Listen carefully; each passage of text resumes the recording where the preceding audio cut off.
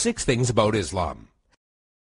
In the words of Swiss journalist and author Dr. Roger de Pasquier, the West, whether Christian or de-Christianized, has never really known Islam. Ever since they watched it appear on the world stage, Christians never ceased to insult and slander it in order to find justification for waging war on it.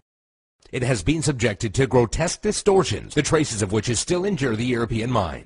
Even today, there are many Westerners from whom Islam can be reduced to 3 ideas: fanaticism, fatalism, and polygamy. Of course, there does exist a more cultivated public whose ideas about Islam are less deformed. There are still precious few who know that the word Islam signifies nothing other than submission to God. One symptom of the ignorance is the fact that the imagination of most Europeans, Allah refers to the divinity of the Muslims, not the God of the Christians and Jews. They are all surprised to hear, when one takes the trouble to explain things to them, that Allah means God, and that even Arab Christians know him by no other name. 6. Muslims and Jesus. Misconception. Muslims hate Jesus.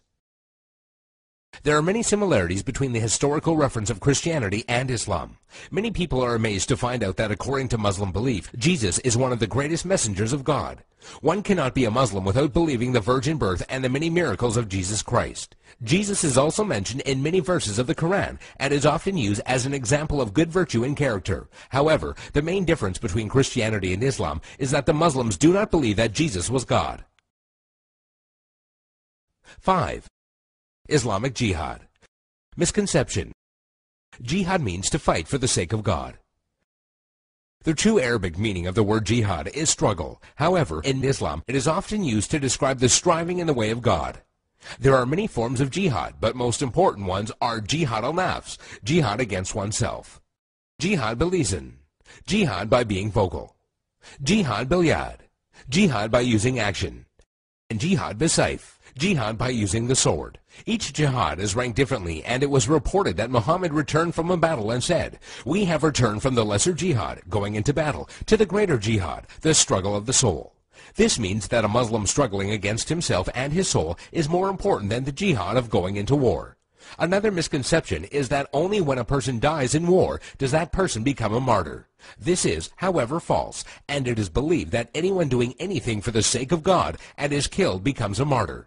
A person who dies while performing pilgrimage in Mecca, a woman who dies while giving birth, or even someone who dies in a car crash while he was on his way to the mosque are all considered martyrs. 4. Muslim savages. Misconception. Muslims are savages and barbaric during war.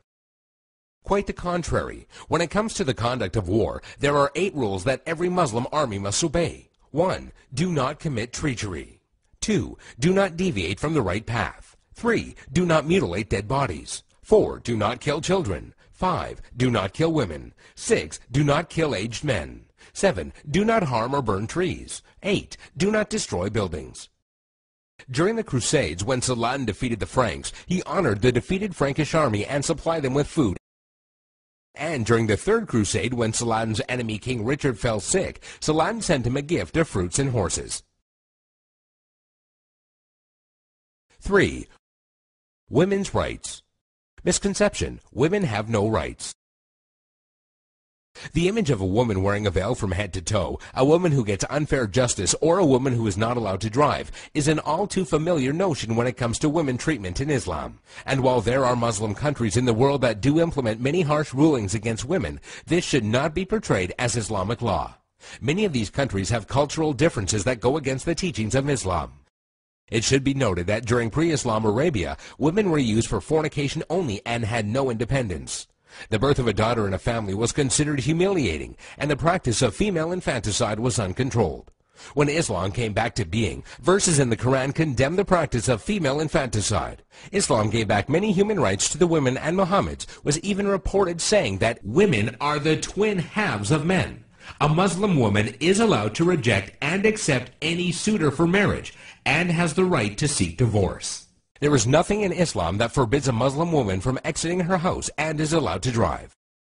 Also, in regards to education, a woman is obligated to seek knowledge, and it is considered a sin if she refuses. 2. By the sword. Misconception. Islam was spread by the sword.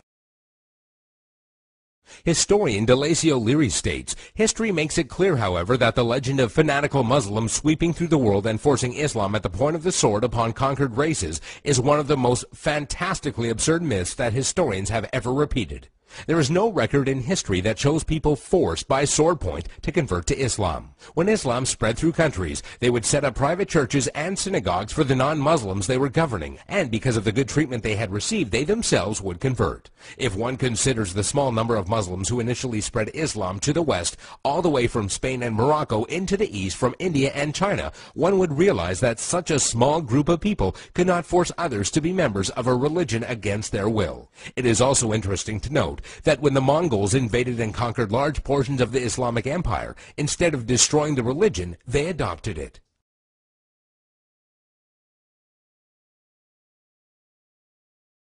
One. Islamic terrorism. Misconception: Muslims are terrorists. This is by far the biggest misconception of Islam, given unfairly by stereotyping and the public image that the media gives. Has anyone else noticed how when a specific group of people attack another group of people, it is labeled as a hate crime, but when a Muslim opens fire on anybody, it is quickly regarded as terrorism? Many political dictators and officials or extremist groups use the name of Islam as a strategy to garner followers and attention when many of their practices go against the true basis of Islam. The media has also portrayed Islam as a cult or a club where if you join you become a terrorist and that is now part of your agenda. However, all over the world people practice Islam in the true form and use it as a way of life. There are many verses in the Quran that go against the idea of terrorism. Some of these verses include, "Fight the way of Allah, those that fight you, but do not transgress limits, for God does not love transgressors." This basically means do not fight except in self-defense, and even in doing so, do not go beyond defense. Another verse states, "If they seek peace, then you seek peace," which means do not attack people for no reason or kill innocent people. There is nowhere in Islam, whether it be in the Quran or the teachings of Muhammad, that promotes the killing of innocent people.